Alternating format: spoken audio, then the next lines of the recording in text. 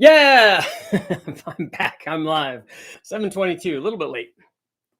Hopefully everybody's doing well. Um, Couple things. First, I saw on the comments that Tony had chimed in about, I guess, was writing something about what he just explaining what the idea was behind his test. And obviously I got a lot of comments about that particular video, but the the fact still remains. My point in the whole thing is that the 5.3 that they ran didn't make the power that 5.3 should. So I would just like to. All I want to know is why. That's all I care about. I just want to know, why did it do that? Did it? You know, whatever it is, whatever the multiple things are that it could possibly be. Which one of those was why that it did that? I'm just curious from a professional standpoint. Obviously, Tony's way more successful than I am at YouTube. He knows what he's doing. So it's not anything like that. I just am curious why it didn't do what it did. I think, obviously, having already done this years ago, that a 5.3 versus a 327 is great. Is a great idea for video. I did it and it worked very well. And people like that. People, particularly the 327 guys, are even different than the 350 guys are. But doing what I do, I like putting information out there that's accurate. And the problem is that because his audience is so big, that a lot of guys listen to him. And if now they think that a 5.3 doesn't do what that does, because I guarantee you that a Cam 5.3 makes more than either one of those. So just with no other change to it, having run lots of them, and even with the single plane and all that. Like I said, I just want it to make. I want the 327 to make what it should make, and I think that it does. I haven't, not knowing anything about the heads, but the 5.3 didn't, and so I would like them both to do what I know that they can do, and so that you have a good comparison. That's all. It's not a LS thing. It's not a Chevy thing. It's not any of that. It's just, I just want accurate information, and maybe it's none of my business, honestly. In the end, there's some of that too. I can just mind my own business. But tonight we're going to talk about cams, because I put a video up today on what's it worth in our long line of what's it worth series. So we've got heads, cams, intakes. Now we got cams now. And so what are cams worth? And then I ran cam comparisons on a 4.8 with a Truck Norris NSR cam. So, something that you don't have to change springs on, because that's kind of cool. I thought it was, it's just a little bit unique, because normally, historically, when we've been doing cams, we got to do springs too. And then I also threw in there a 5.3 with some stock cams. So what happens if you change from the LM7 camshaft, which is the good low speed power camshaft, if you will, truck oriented torque kind of thing? What happens if you put one of the other car cams? What happens if you put I chose an LS3 and an LS9. We get similar results from lots of them. Some of them don't make very much of a change, like the L33 cam or the later 6-liter cam. They don't make a big change. But I tested all of those in another video. So if you're curious about what almost all of the factory cams do, I have direct comparisons. And yes, when you go there and you see an LS9 or an LSA or an LS7 camshaft run in a cathedral port 5.3, it still works. It doesn't care that it doesn't have this giant port on it. It doesn't care about any of that. It still does what it does. The camshaft, if we did the comparison of those two camshafts on the LS7, we'd see a similar result. I mean, the starting numbers would be way higher on an LS7, but the relative differences would be way higher. I mean, would be the same. They both would do the same kind of thing. But I tested all those. So in this video, I compared the LM7 camshaft versus an LS3 and an LS9. And in both instances, we see why the engineers did the things that they did in terms of cam timing to, I would argue, probably also to improve fuel mileage, but certainly to improve power production lower in the RPM range. And they did that because in both of those instances, the LS3 and the LS9, we lost power down low compared to the factory LM7 camshaft. So I put that in there. I also put a test of my low buck truck camshaft that I'm selling on richardholderperformance.com. And we did that. We showed the NA gains and the turbo gains. And that's important for me to keep hitting on that. Not particularly selling my camshafts. but continuing to understand that when we do a camshaft and we add boost to it, look, it does the same thing. And then the final one was I threw in kind of a wild card. This was an LS2, an aluminum LS2. I don't even think I was looking at this data, and I don't think I've ever done a video on all of the testing on that particular LS2. I don't think I have any videos up on it because I was looking at it and I'm thinking, you know what? I don't think I've run this because there are a lot of tests that were done on that particular test motor. And it's not my crate motor that I ran the VTEC and those kinds of things on. It's a different one. And so it makes me think that, hey, I should probably do some more LS2 stuff, give the LS2 guys some love. But there's a cam test there. We also did a set of airflow research heads and comparing it to the stock heads, the stock 243 heads on that particular combination. And so shout out to the airflow guys and Scat and Brian Tooley and all the guys for helping out all the stuff that they're doing for the channel, which is awesome. But all of that data is up there on that. So if you want to go check that out, if you haven't gone already, go check that out. But that made me want to talk about cams tonight. And it made me want, and then thinking about Tony's deal with a single plane intake manifold, I wanted to talk about a couple of things. One, 4-pattern camshafts. So where they're changing the cam timing of changing the lobes on for particular cylinders of the camshaft to try to adjust what's happening based on the differences of the intake manifold. So if you look at the photo, you look at the thumbnail photo, that one's a CHI single plane for a 3V Cleveland application. I thought I'd throw it in there. It's a little exotic. The Australia guys probably know what that is, but it's a little exotic. But I wanted to have a good photo of a single plane because what happens is if you look at the single plane, the runners on the outside of the single plane are long and the runners on the inside, the two closest to the carburetor are short. Well, what happens is that those different runner lengths produce different power curves. That cylinder that's attached to those different runner lengths produces a different type of power. The other thing that happens is it wants a different amount of fuel while it's doing that. And so that can be problematic. And that's one of the things that causes air-fuel distribution issues when you have, like if you're port injecting and you spray the same amount of fuel in each one of them, the air-fuel curve is going to vary all the way through the RPM range because in some RPM range, the longer runners are going to want a certain amount of fuel. And in another range, the short ones are going to want. And so the short ones are going to want less fuel down low and more up top possibly. And the other ones are going to want more fuel. And so you have to be able to give them that. And so I have a good video up where we did a bunch of that stuff on a single plane intake manifold. And it's not even at all. not even close. It's not even with a carburetor. It's not even with port injection. It's not even with throttle body injection, I'm assuming, because you're distributing the fuel and it's not going evenly to all the runners and it's not going evenly relative to the amount that they want for the differing RPMs because the different shapes and lengths of the runners. So what the 4-pattern cam did that Comp came out with is they tried to adjust the cam timing to, I'm assuming, even out the power production. But here's the problem. Here's the difference between what we get and what we want. So what we want is unrealistic, first of all, because what we want is, okay, we want the cam to solve the problem of the intake manifold, of this difference in design that's literally by design. If we're going to essentially mount the carburetor, all of them have to be different lengths. They all have to come together and join together, and so that they're grabbing the signal, they're providing signal to the carburetor. We've seen tunnel rams with carburetors on them, single carburetors. You have to be really good about the entry that you're doing, but that tends to cure the problem.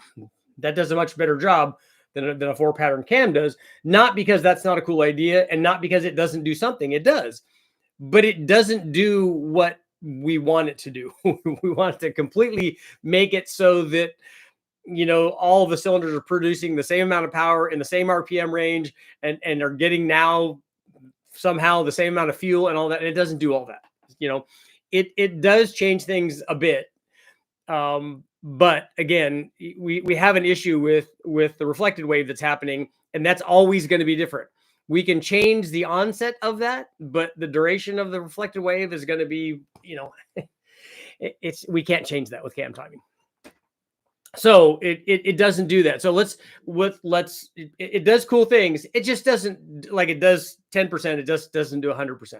So let's look at another one. Like, let's look at, okay, what if we did a VVT? What if you have a variable cam thing? Yeah, if we have a variable cam thing, we can broaden the power curve then. So we can take either a bigger cam and make it smaller by advancing it, or do the reverse. We can take a smaller cam and retard it and have it make more peak power.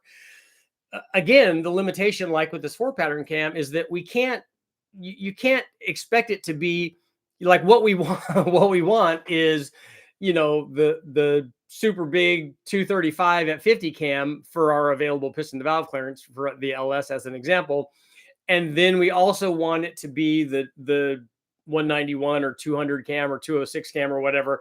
And so we want that kind of like dynamic range. And again, it can't do that. It's just weird. It's not because it's not doing its job. It is doing its job.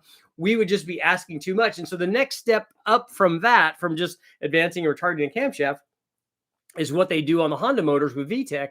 And that's that they give you 2 cams. So they give you the small cam, and then they give you, in the case of a VTEC, a B series or even a K series. But if we look at the B series, because then it doesn't have VVT attached to it, because that would be that's the ultimate one. But we have 2 cams. So we have a small, and I'd argue a medium, medium to large, because there are much bigger camshafts that we could put in there.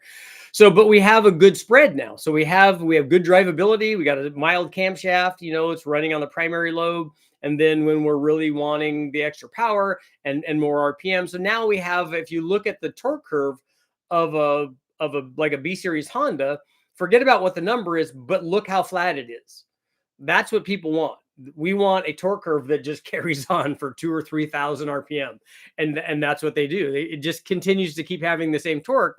And when you have the same torque level and you have more RPM, you have more horsepower. That's how the math works. And so you now have a motor that's an 8,000 or 8,500 RPM motor. And also, the V8 guys can argue about whether or not that's a lot of torque. Specifically, it's a lot of torque. And it's awesome to have 2 different cam profiles. Now on the K series and maybe the S2000 motors, I can't remember, but they combine that now with variable cam timing. And so you can have that, and you could be advancing and retarding the cam. So you have all kinds of possibilities there to just broaden the amount of power that you can make, and under a wide variety of conditions, part throttle, the guys who want full throttle at 600 RPM or whatever, you can have basically more average power production, let's say. And that works out very well. I think part of the problem with a lot of this stuff is that, and maybe marketing is a little bit to blame, but, we want something to be amazing. That's what we want. And it's maybe a little bit amazing. It's good technology, but it can't be everything to everybody. And I'm sure somebody's going to mention free valve here or something. I'm sure if they haven't done it already. But the problem is, even that, once we go to that level, let's say we could have any cam timing that we wanted. We could have a motor, and we have any cam timing available that we would possibly want under any combination of RPM and load. That'd be good. We could make lots of power. We could idle good. It could drive around. It could do all that stuff. That would be fantastic. But it still wouldn't be the ultimate thing, because even though we have the cam moving around, we still have a fixed cylinder head. We still have a fixed intake manifold. We have a fixed compression. We have a fixed displacement. We have all of these other things that would ultimately be, kind of restricting our amazing cam technology. But it would be kind of awesome to be able to do that. There.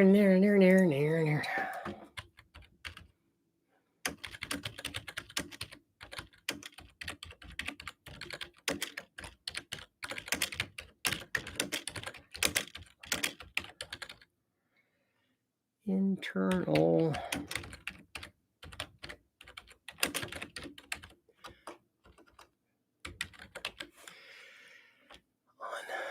on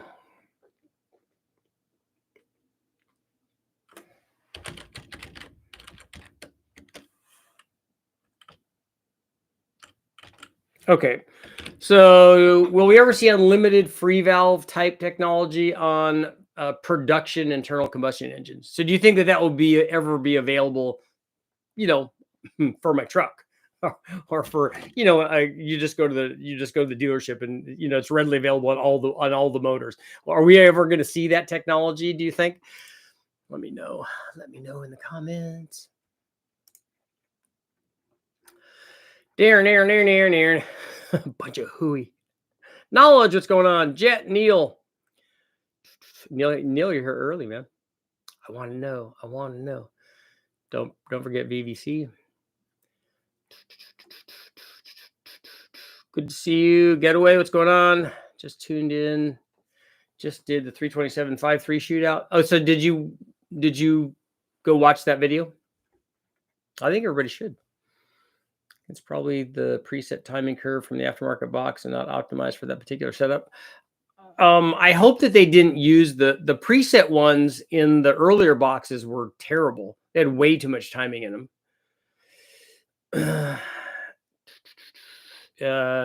ProCharge OBS. Is your question, is your website on Google? Yeah, it's richardholdnerperformance.com. I do need to shorten that, right? It's hard to write all the way across on the video. You're going to get that Cadillac L94 engine. That's good. LS2, I got one of those. Yeah, the LS2 performs and responds exactly the same way as every other 6-liter or 6.2 or 5.3 or whatever. They all do the same thing.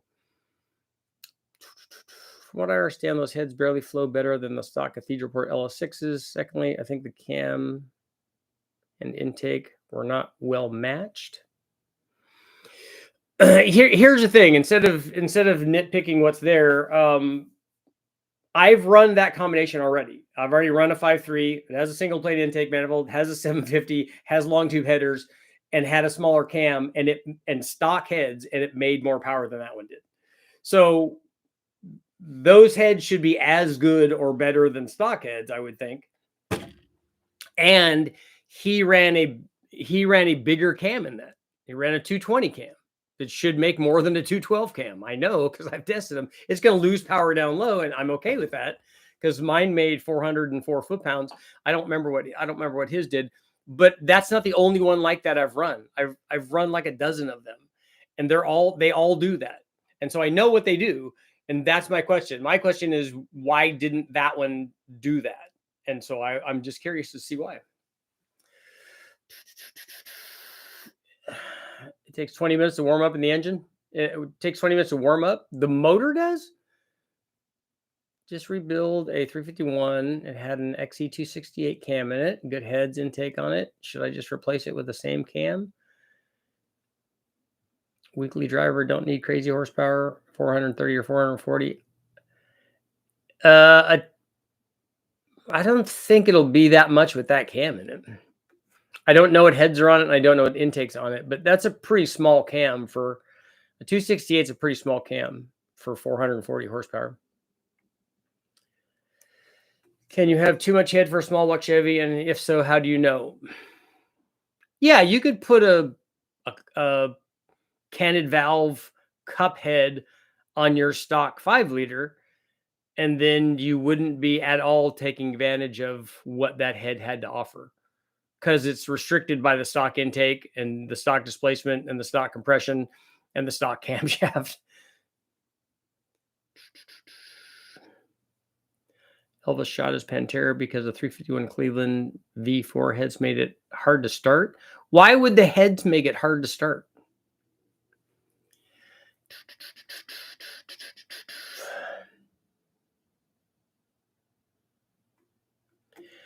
Going to put it in my 90 grand Wagoneer.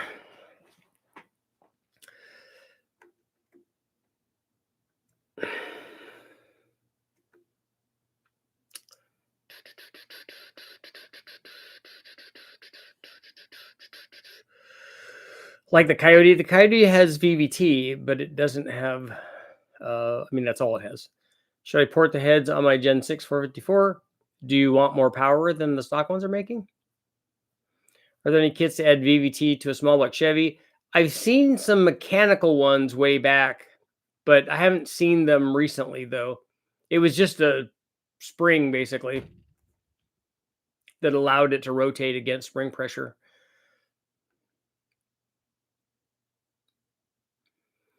Variable valve timing in a pushrod engine.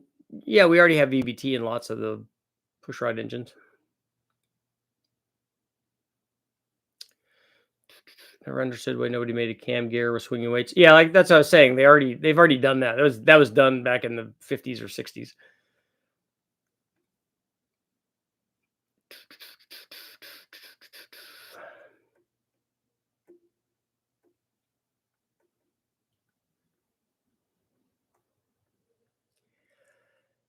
Programmable intake length combined with pneumatic actuated valves. That sounds like a complex engine.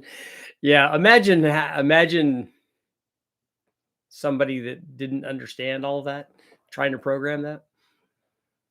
Whatever happened to pump up push rod lifters? They have the road lifters. Is that what the ones that you're talking about? Wouldn't want my free valve tune to chop it idle. You could make it do that. You could put as much overlap in it as you want. Let's hear a VTEC crossover on the dyno. I've run lots of Honda stuff, B series stuff anyway, on the engine dyno. The old school 327 made more power. Yeah, maybe might not have been listening earlier. Of course, it's going to rain tomorrow. I wash and wax my car. Typical. I thought that roads lifters were still a thing. I thought that they were still in business. I haven't looked for them for a long time. People have asked me to test them, but I haven't. I don't think I ever have. Where would you suggest somebody go start to go into tuning engines? You should go online, and there are tuning schools that you can go to.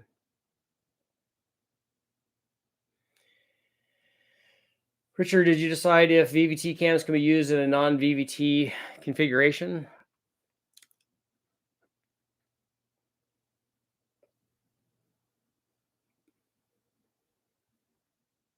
The cam profile can, if that's what you're asking. Because if the VVT isn't working and just runs in a fixed location, which the OEM would default to that, the motor will still run. Check out Mazda. I've seen trombone intakes for rotaries. Yeah, in their Le Mans rotary, in their 4-rotor deal, they did that, and it was used a lot in Formula One too. Dark Blaze, what's going on?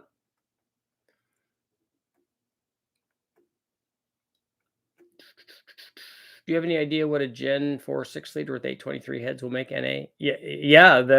The LY6 is exactly that. I got lots of videos up on that. Yeah, that Larry, they did that from the factory. Yeah, I have lots of those up. I ran that motor with cathedral port heads, with rec port heads, with a bunch of different intake manifolds, with any number of different camshafts. I ran that thing a ton. We eventually with that motor made over 1,500 horsepower with turbos on it. Have you ever done any testing on Honda Acura V6 J series engines? They can make pretty good power. I haven't run one on the engine dyno, but I have videos up of my buddy Jimmy who J swapped his NSX with a turbo on it. And I do want to do some on the engine dyno. We're talking about, was the dyno dated or need recalibration? I don't think so. Tony said the dyno was owned by Grumpy Jenkins. That's cool. Stock 351 Cleveland 4-valve heads had such huge ports, and the carb intake cam was poorly matched to the heads. Why was you would think that if anybody, that the factory on a factory motor would know how to match the cam and the intake and all of that stuff. They had a RB R26B 787B engine. Yeah, installed my push rods today. Found an oil pan. I was going to try priming the engine, but I didn't get an oil pump yet. Yeah, you'll need that.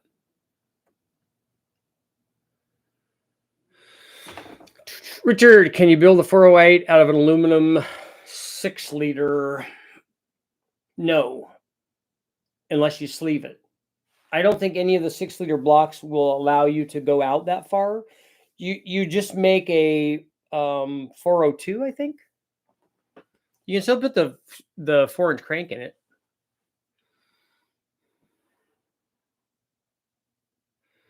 Pat, I don't know what you mean by thoughts, as usual, or still.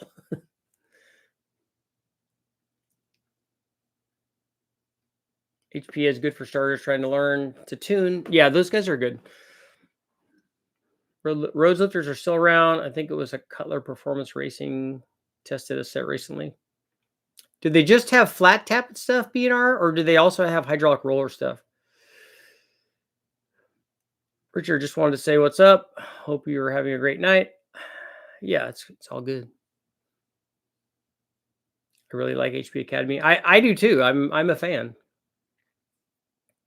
So how much does a 4-pattern cam fix the issue of unequal runner lengths? It does something. 4-rotor sounds insane going down the long straight. It is very, very loud, is what everybody that was present said. Jason wants to know if anybody makes speed parts for the IH International Harvester, I guess, 345 V8s. On most of your tests, it seems you run lockout timing. On a lot of the carbureted stuff I do, but not on the EFI stuff.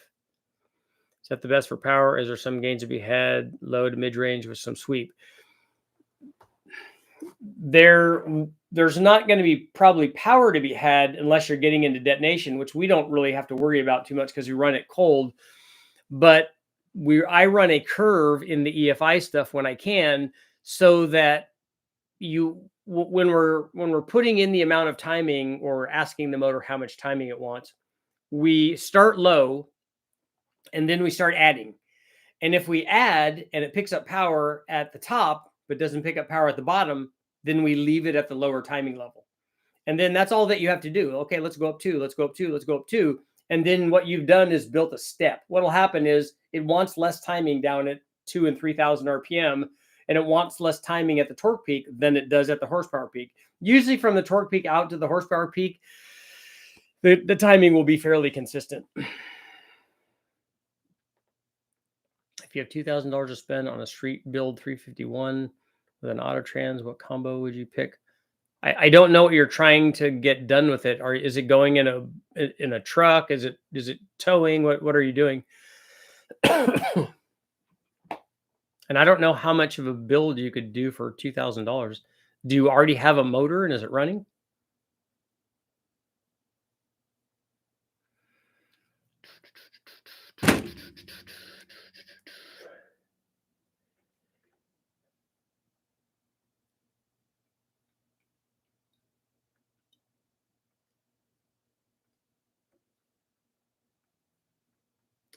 B&R just flat tap it by roads I know of. Okay.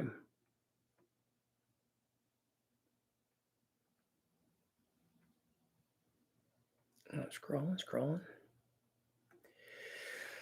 I think installing 219 intake valves on a 454 Gen 6 would help a lot, along with the correctly bowl to intake valve ratio.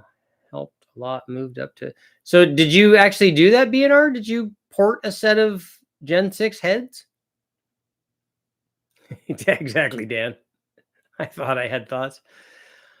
Honda had systems to change lift on the cam. They didn't just change lift. Honda had lift and duration. They had 2 separate cam profiles and dramatically different, like 20 degrees or more. Rose lifters allowed us to run our 205-degree cam in really heavy vehicles instead of 192. Much more power mid-range, save the low end to get moving. Was there really a difference between a down low for the 192 and the 205 cam? What motor was that in?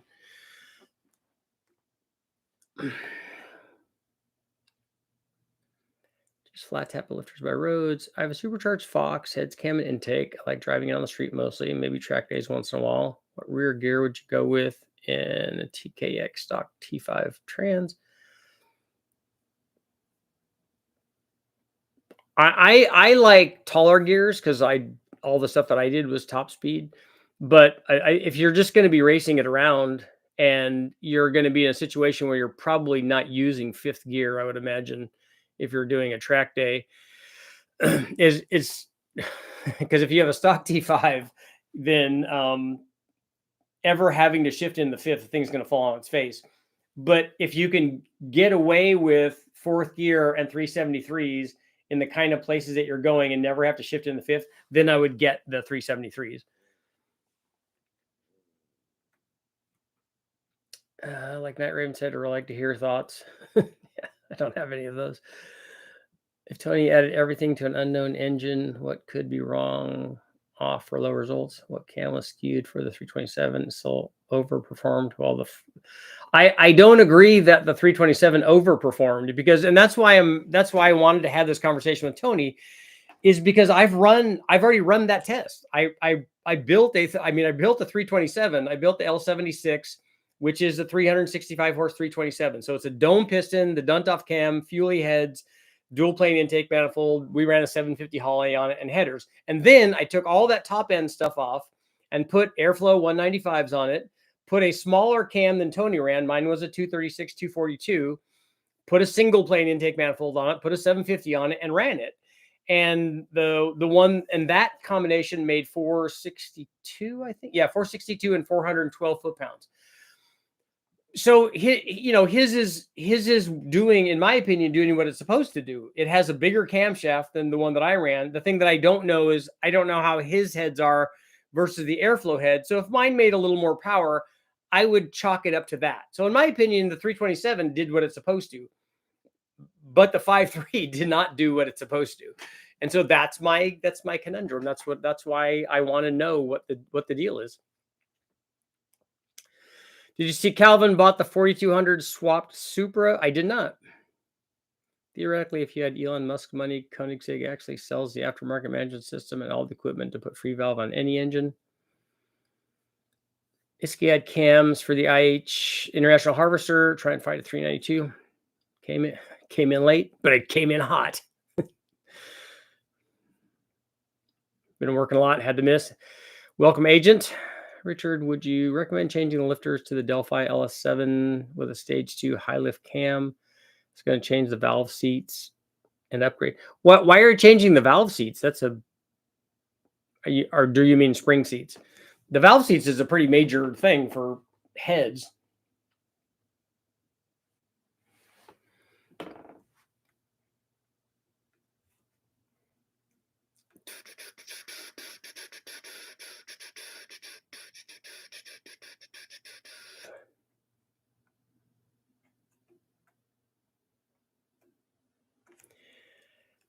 Scrolling. Oh, here we go. Andrew, don't listen to Ryan. You get the 373s. I remember my timing locked out and it really woke up on the launch. Realistically, you could do the same with properly curved distributor. Well, your motor at different or at lower engine speeds, it's going to want less timing. It's going to only need less timing at lower engine speeds. As RPM goes up, you need more timing. You need to initiate that thing quicker to have the expansion happen in the right spot. And so you have to do it earlier. But at lower speeds, you don't do that. If you try to do it, if you do put a bunch of timing in it, what you'll be doing is you'll be fighting the upward movement of the piston if you have expansion happening too early, and that's not good. So there's a limit to how much timing you can run. A lot of times on distributor stuff, people run it locked. For the street, locked is not a good idea. I'm asking because I wanted to run my VVT Northstar after I fixed the cams in one spot. Yeah, you can do that. We ran the 4.6 valve with just the VVT unplugged because we didn't have a provision to run it that way. So we didn't run any VVT. So wherever it was in its default position, that's where we ran it. And then what we did was manually move it one tooth. Well, I'm asking, okay, when messing with variable cam timing, can you only advance from 0? It depends on, it's not 0, like it's not TDC or something. it's normally they can only go in one direction, but you don't know where their relative start and their relative stop point is. So what we're calling zero might not be zero, because they could start the swing before that. And since they have 50 degrees of swing on some of these things, you can cover a lot of ground there. But normally when we're running when we run the modular motors, and then I think the Hemi and also the LT stuff, they're not moving them very much through the RPM range at wide open throttle. They're moving them way more at idle and part throttle and cruise and stuff. I think I don't know, between 7 and 9 degrees seemed to be what the change was in the sweep that we run it in. I spent a long time searching for long tube headers for 454. Did you find any good inexpensive ones? I'd like to find a 392, replace the 345. Yeah, then you get the big block, right? R-Star engines belong in one place under the hood of every rat rod. You can certainly feel VTEC kicking at the change point. And if you have a VTEC Civic or whatever, and you have an air intake on it and an exhaust, you can certainly hear it too. No, not yet. Speculation on my part. I took a 1971 Smog GTO heads from 195 to 270. That's a huge change. Did you do the porting on them, BR? That's some serious port work.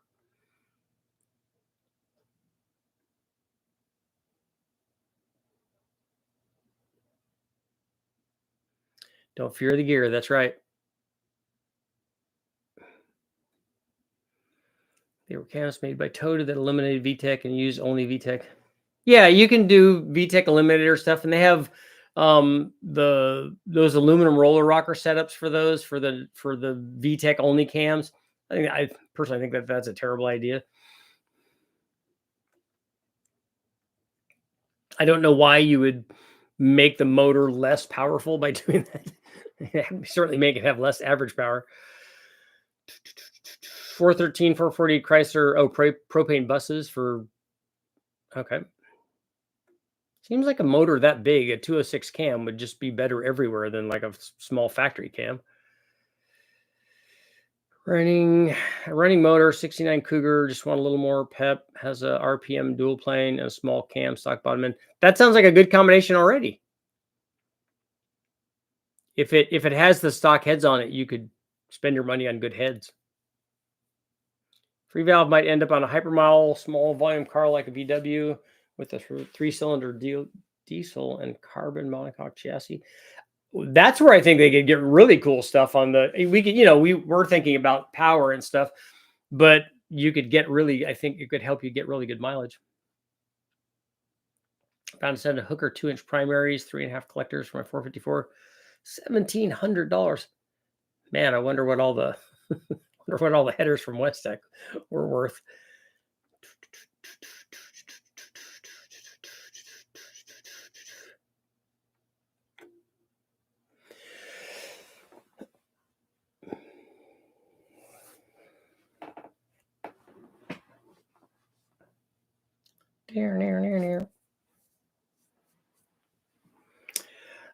Larry, what do you think the 5.3 should have made?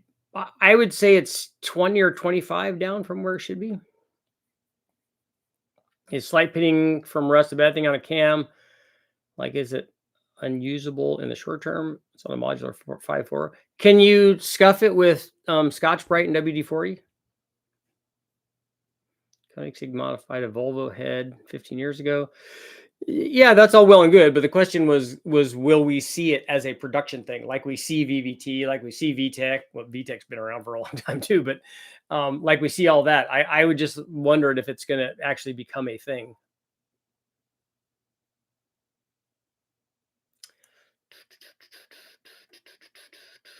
I have LS3 6.2 aluminum block. What stroker kit would you recommend for a street car? Most people with that block, and make sure that it doesn't need to be bored a lot, because you can't go very much over bore on that block. Most people just put a 4-inch crank in it, and it makes a 415. I've seen chromium craze or come off. Don't some BMW use some type of intake free valve? There's no throttle body. It's individually controlled per cylinder. Yeah, BMW did do that. And they did a rotating intake manifold too, I think. So these still make 44 Gen 5 big block Chevy long tube headers by Hedman.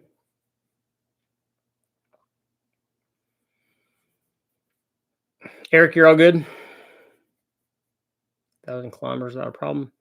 I think I'm running Texas Speed Stage 2 high lift because I don't want to change the stall. So I was just wondering if I change the lifters, it would be the cam kit with pack springs. Are you the one that made the comment about the valve seats?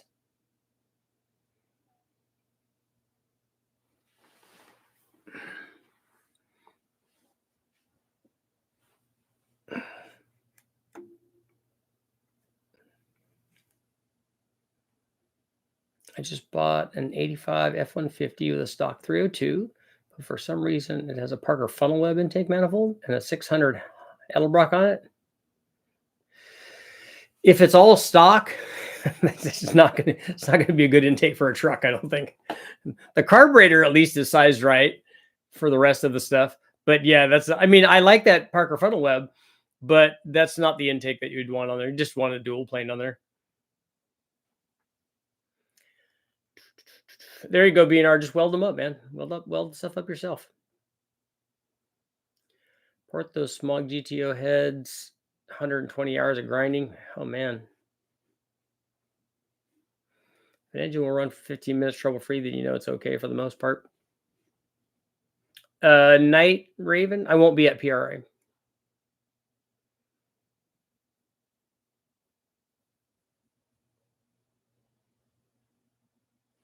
In BMW engines with Valvetronic, however, a throttle valve is not necessary. When you press the gas, you're altering how much the intake valve opens. How are they changing the opening? Well, what are they altering? Have you ever worked with EW4 3V Honda engines in the first gen CRXs? Third valve is only for EGR on the high fuel stuff. The EW4 is the D series family. My girlfriend had a CRX high fuel, but we never did anything to it. But I have worked on some of the early Civics with the stratified charge stuff, which was kind of cool. With push towards EV, I think we'll see less development. That I couldn't fit that in my question because I was going to end that with before EVs take over the world, which I hope that they don't. I hope that at least the hydrogen stuff maybe will be better. Those Pontiac and big Chevy heads, factory iron heads have a lot of porting potential after 2 days. Yeah, I can't imagine doing iron heads. First gen CRX that had the carburetor. Yeah.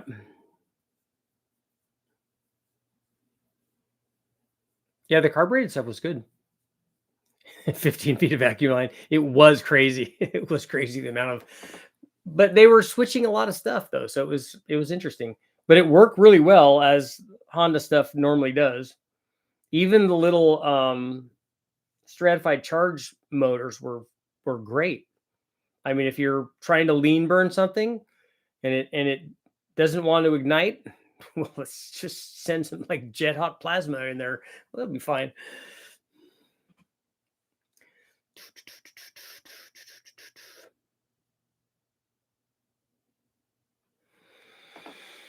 Near.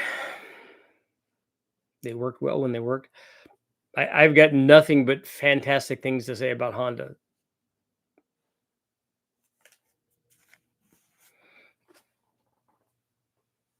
Nothing but good things to say. Forgot how much I hated porting iron heads.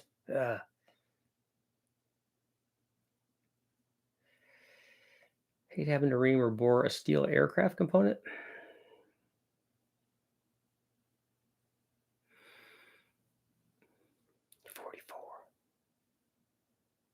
I could take the carb off, rebuild it, and reinstall it in 30 minutes. Nice. Nice.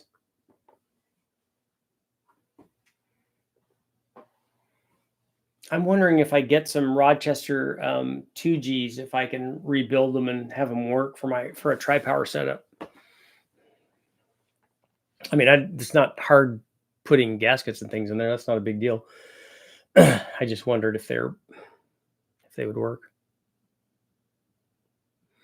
ATF. Yeah, BNR, when I port stuff, I don't remember doing iron stuff, but I always have a little thing that I dip the cutter in for ATF. I had 3 CRXs, all 85s. Do variable displacement turbos have the same effect as variable valve timing? No. I mean, it has an effect in that how are they changing the displacement of the turbo? I don't think I've seen that. I've seen them change the opening to feed it, but I haven't seen them change the size of the impeller.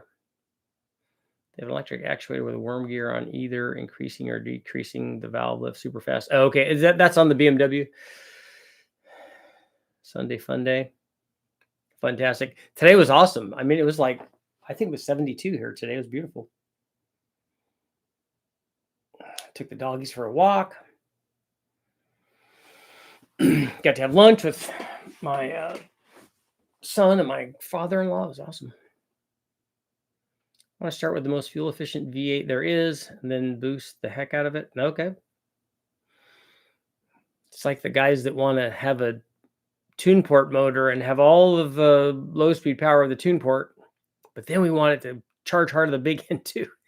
I want to put a centrifugal supercharger on it, so I have an 8,000 RPM capable tune port motor that also makes all the low speed power. I'm like, yeah, that's not really going to work.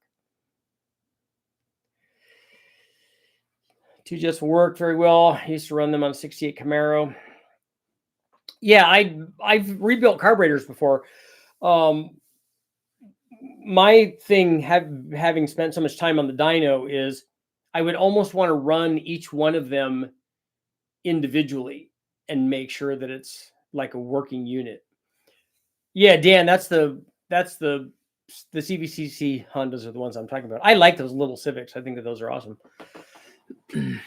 Mitsubishi jet valves, yep.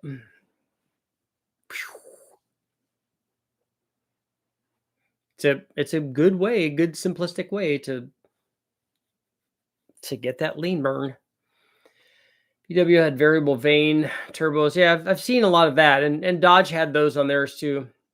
Very unreliable. Yeah, it's a terrible working environment for something that you have to, swing with an actuator. 72, we got a foot and a half of snow right now in northern Michigan. Summertime in northern Michigan. Now I'm going to be singing that song all night. No, it was beautiful, sunny today.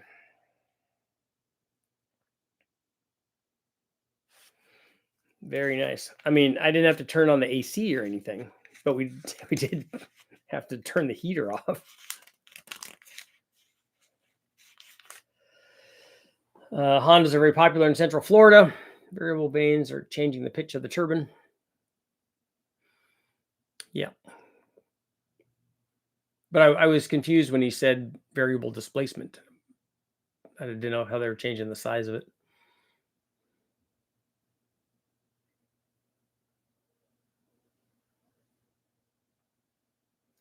So, there's also a kit to remove all the emissions vacuum lines and carb and convert it to a side down updraft carb on the first gen CRX. I didn't know Topai Script picked one up. I hadn't seen that. No, I didn't know that.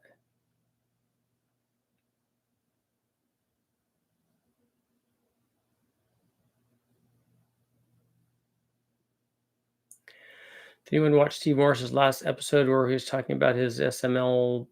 Should that say billet LS? He tested oil pressure going into lifter galleys, 70 psi, exactly half of 140 psi main gallery oil pressure. So why is the lifter galley half of the main? Has it already bleeded off that much? Block off 2 carbs, solid gaskets, swap places with the center and adjust each perfection. Well, Rich, for me, the thing is I have a 2-barrel manifold. So I could just put the 2-barrel manifold on there and then run them all and go, yeah, they're all close enough. They all provide roughly the same air fuel and roughly the same power. And then just do the intake swap, because it'd be interesting to go from the 2-barrel to 3 2-barrels anyways. For trade variable vanes in the first 2 years for the Power Stroke. I'd have known that when I had my high fuel, I'd still have it. I work at Honda Transmission Manufacturing Plant in Ohio and Russell's Point, Ohio. Nice. Your line builds CRVs, Accords, and the new Civics. Very nice. The new Civic Type R's are those are baller status.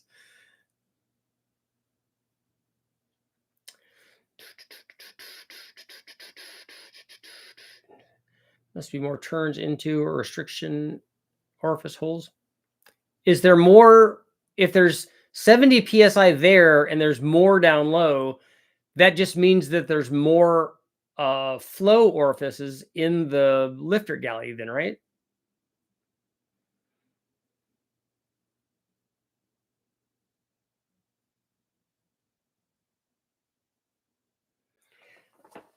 Don't start with the weather right now. I saw single digits the other night.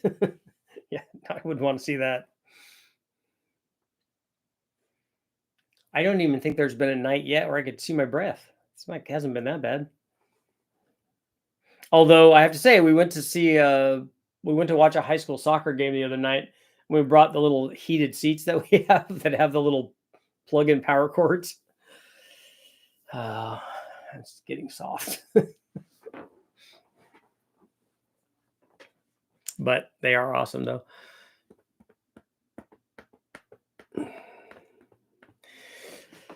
Yeah, Dan, I could see a guy porting iron heads for his own thing that he was going to have forever, but otherwise, nah.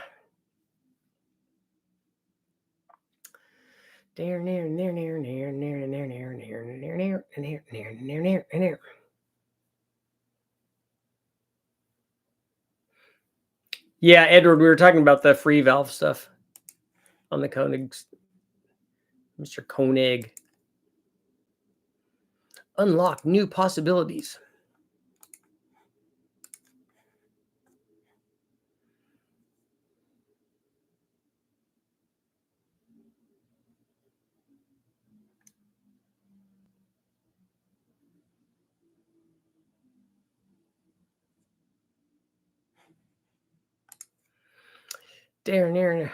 So they do 3D printing. So should I have them 3D print like some intake manifolds or something? They want to collab.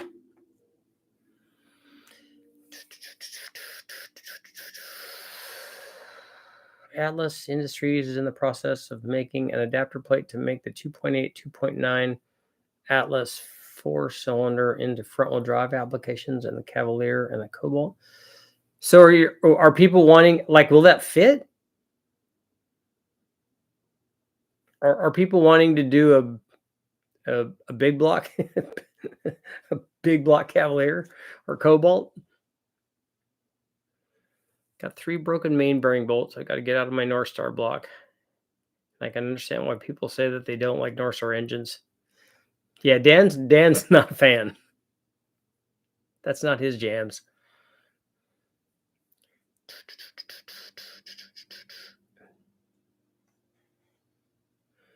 Tilted backwards, it will. Okay.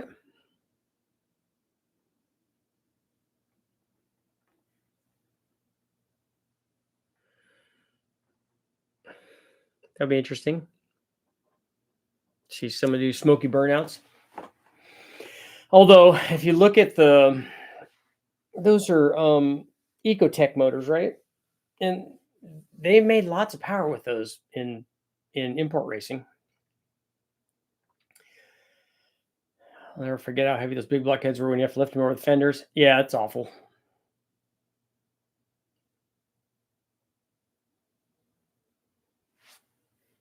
Even just lifting them up and getting them on the flow bench and then moving them around like just a little bit because you missed it by a little bit.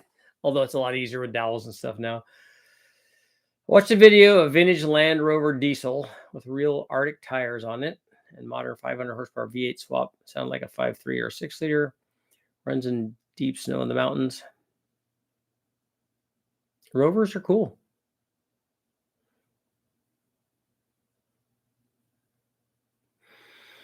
If they have other good stuff on them. An LS cures a lot of problems, cures a lot of ills.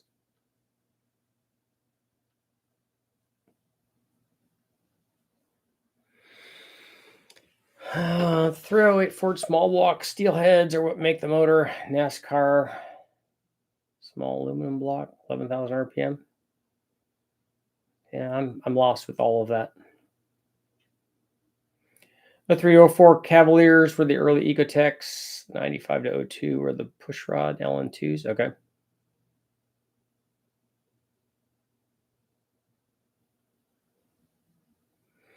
Or if it would be possible to build variable valve duration into lifters. Yeah, the Rhodes guys do that. That's what they were doing with flat tappet cams, and apparently they're still doing it.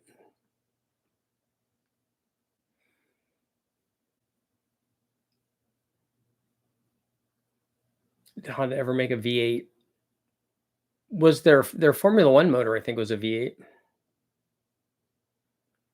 I did an LS swap on a 4L65, my friend's Jeep. Nice. A girl was showing you some leg. Nice. Waiting for 3 to 4 foot snow drifts on my farmhouse. That's not good. A Gen 1 small block, can the lifter galleys be fed externally? If so, it might be possible to use variable pressure regulator and Rhodes lifters to create a form of controllable VVT. I think you should get right on that and see if that's going to work.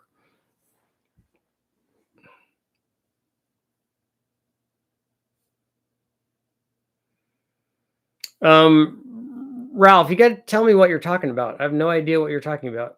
I have no idea what RPM thing you're talking about, or what heads you're talking about, or what engine you're talking about. I don't know. I don't know what the starting of thing of all of this is.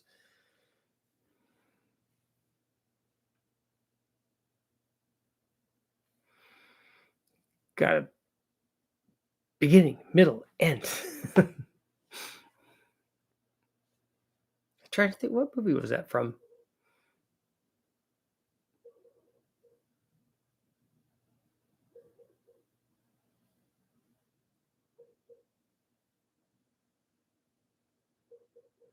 Have you seen some engines where the quench is so tight that if it spins a bearing, it can kiss the valve? Why would the quench change piston to valve clearance?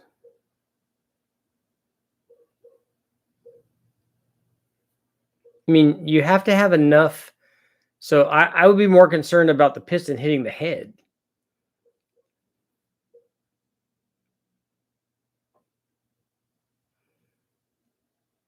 Anyone ever done anything with the 3.5 or 3.7 Atlas? EVs will make more sense when they aren't massive SUVs or smaller cars with and can float if they're crashed. That's good.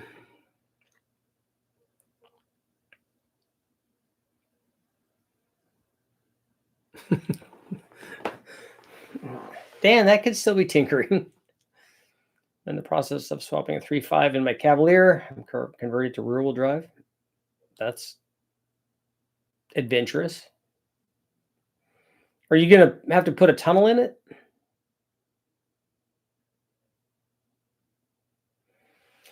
Like a drive shaft transmission tunnel? Oh. And I guess a rear end too, it sounds like, for a big 9-inch.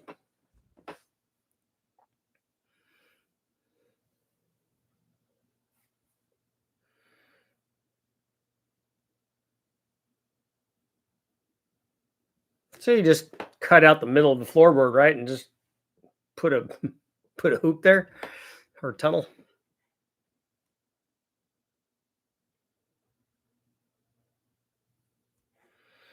How's our poll doing? Will we ever see unlimited free valve tech on production internal combustion engines? 60%, 60-40. It's kind of even Steven. 2 more minutes. Running an L86 cam, throttle body, and intake on my L83. Heads reported 11.3. Engine 3/4 headers, running 430 gears, shoe track, runs great. That would be good. No cam in it? The rear is almost done. I'm using the rear subframe and suspension from an 88 Mark III Supra.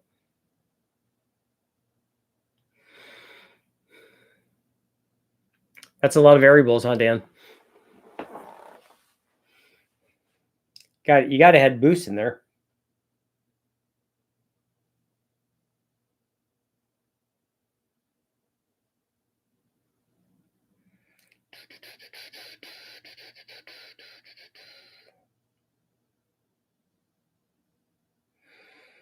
Oh, an L86 cam? An L86 cam is an LT1 cam, right? That's the same thing. Don't they share the same cam? Because I thought that the only difference between those was the intake manifold.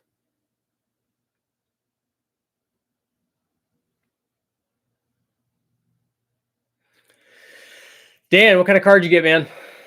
For GF? GFY. Ooh. Mercedes C300. Nice.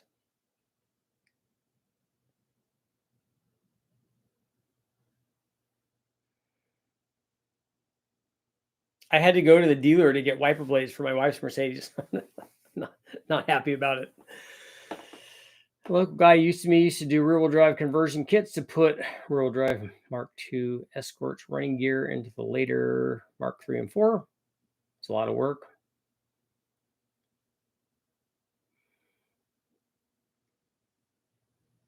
L88 and Z01 cams are similar.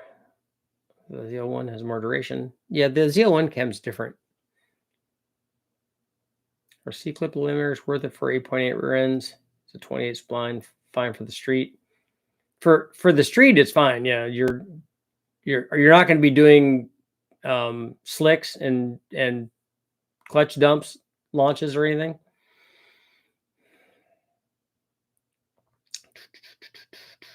Not quite the same as the LT1. Okay. It's a 272 or 215 at 50 cam. Good duration for replacement into a 4-valve 5.4. 215 should be a lot bigger than the stock one.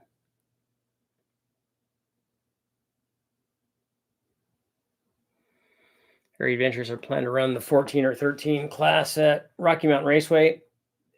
I mean, I salute what you're doing, but isn't there an easier way to run something in that class? NASCAR left some small block 302 50 Mustang stock natural air carburetor high rise NASCAR torque intake stock. Yeah, I don't still not there. Got my LSXR intake and BTR cam unboxed. Nice, congrats. Scottish, the poll already happened and left. In fact, I'm about to leave.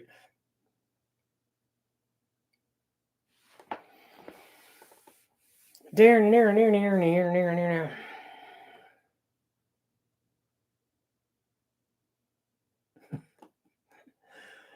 Everyone and their mama.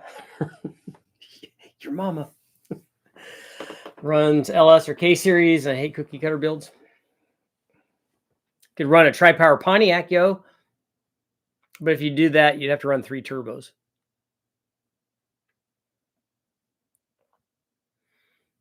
Because, it's a tri-power. So you got to run 3 turbos, 1 for each. Bunch of blow through 2 barrels.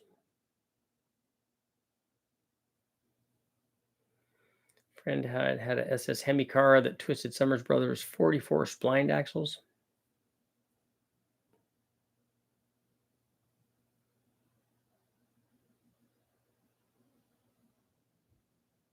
Are more splines better?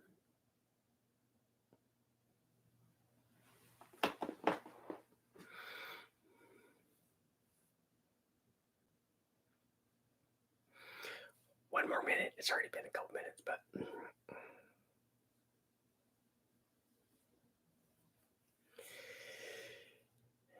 Yeah, a heavy car with a hard launch, that's tough on stuff. Pontiac Tri-Power makes 15 horsepower, old test over factory. Pontiac Iron, old test from 90s. So you, BNR, you think a Tri-Power makes more power than the factory 4-barrel intake manifold? I'm going to order your low buck truck cam package tomorrow. How long does shipping take? Are you getting springs too? I think everything's in stock, so it should go out right away. Andrew, thank you. Your video on 1 to 4 stage cams help. That was the information that they did it. Brian Tooley.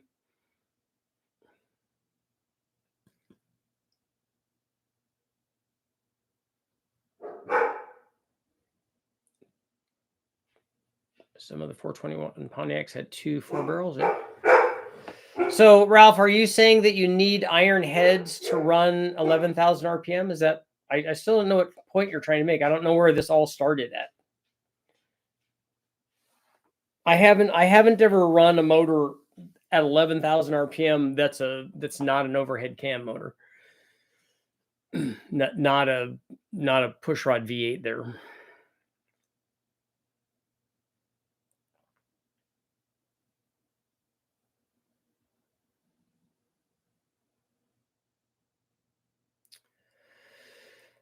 That was the key to what setup? What setup are you talking about? And why would an iron head allow more RPM? Variable height pinion. How are you going to change the height of it? What's the adjuster going to be?